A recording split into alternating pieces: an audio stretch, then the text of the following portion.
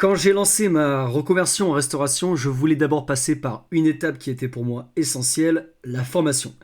Aujourd'hui, je me considère encore dans cette étape, après 1 an et demi en restauration. Mais l'idée de cette reconversion, c'était aussi de monter un business autour de la cuisine. Je n'ai pendant ce temps pas enclenché grand chose, mais je sais déjà une chose, et j'en ai déjà parlé sur cette chaîne, je n'ouvrirai jamais de restaurant.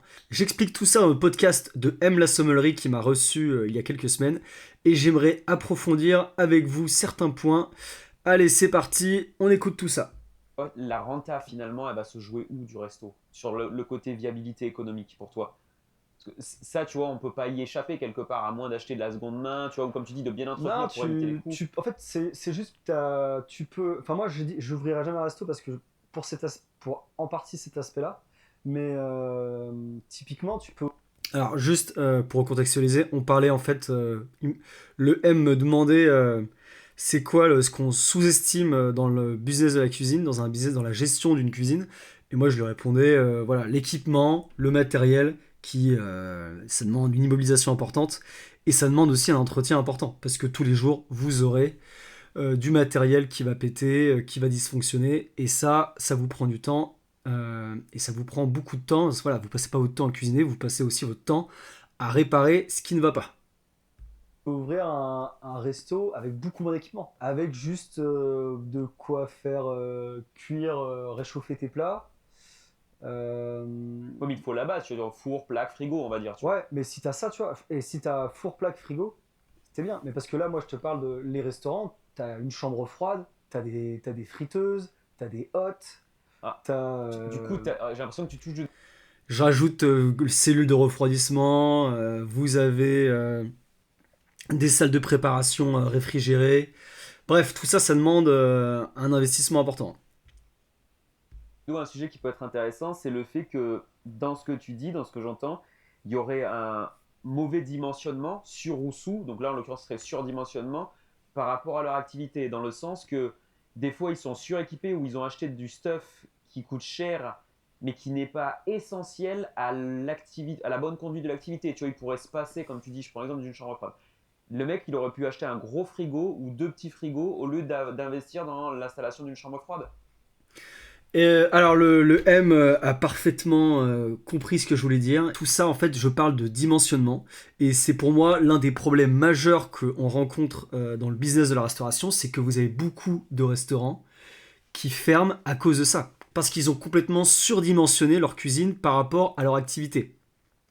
Et c'est pour ça moi que j'ouvrirai jamais un resto. Le risque inhérent à l'activité d'un restaurant, c'est que tu es dans un lieu fixe. Et je parle pas juste de localisation, d'accord, hein. Évidemment, on a tous entendu cette phrase, le plus important dans un restaurant, c'est la localisation et la localisation. Mais je parle aussi en fait des périodes. Voilà, par exemple, on est en janvier, en ce moment en janvier, personne ne va au restaurant. Et c'est là où pour moi le problème du dimensionnement il prend tout son sens, c'est que vous avez une cuisine suréquipée qui répondra aux attentes pour les grosses périodes, mais quand vous êtes dans des périodes de creux, c'est là où ça peut tuer votre activité en fait. Et ça m'amène à un point que je n'avais pas évoqué sur ce podcast. On parlait de dimensionnement matériel, mais je veux aussi parler de dimensionnement au niveau de la masse salariale. J'ai fait plusieurs restaurants et à chaque fois, ce qui me frappe, c'est qu'on peut parfois être 3-4 en cuisine pour servir 10-20 couverts. Moi je trouve ça à chaque fois, je me dis c'est affreux en fait, c'est pas possible. Je peux pas détenir un business comme ça où tes charges fixes peuvent te tuer. Et je parle pas de restaurants qui ont une activité saisonnière, hein. Je parle vraiment de restaurants qui sont situés dans les centres-villes, qui ont une activité toute l'année. Le mois de janvier par exemple, c'est une période horrible. Mais en attendant, vous avez fait signer des salariés en CDI et donc ces gens-là, ils vont venir tous les jours, vous allez les payer comme si vous aviez une activité normale. La saisonnalité, elle est à l'intérieur même d'un mois. Pendant le mois de janvier, oui, vous avez des services où vous n'allez pas du tout travailler. Et puis, il y a des services, sur un service, bah là, votre équipe de 4 personnes, ça aura du sens. Mais en fait, voilà, ça aura du sens sur un ou deux services dans le mois. Ce genre de paramètres détruit votre rentabilité, et moi, j'ai pas envie de me soucier dans mon business de ce genre de choses. Et c'est là où je trouve que voilà, des business comme les food trucks, les business de chef à domicile, des mecs en fait qui vont chercher la demande, qui vont là où il y a de l'activité, je trouve ça déjà plus pertinent. Voilà, c'est la raison numéro uno qui fait que je n'ouvrirai jamais de restaurant. Un restaurant, c'est un lieu, c'est une localisation. Votre activité va forcément dépendre du passage, mais votre activité dépendra également de la saisonnalité. Quand vous avez un restaurant suréquipé avec une équipe de salariés surdimensionnée, vous entrez dans une spirale à laquelle je n'ai aucune envie de me confronter. Voilà, ceux qui ont déjà ouvert un restaurant, j'aimerais avoir votre retour. Est-ce que pour vous, le dimensionnement, c'est la première chose à prendre en compte dans ce business-là?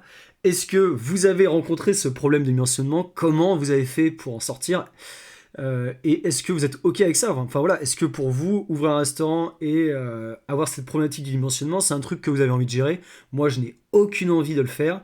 Au-delà de ce problème de dimensionnement, voilà, je vous l'ai dit, le matériel, il faut l'entretenir. Il y a toujours quelque chose qu'il faudra réparer. Pareil, une équipe de salariés, eh bien ça se manage. Moi, personnellement, j'ai aucune envie de manager des salariés. D'autant plus quand vous ajoutez la dimension coût de la masse salariale, hein, enfin, c'est juste...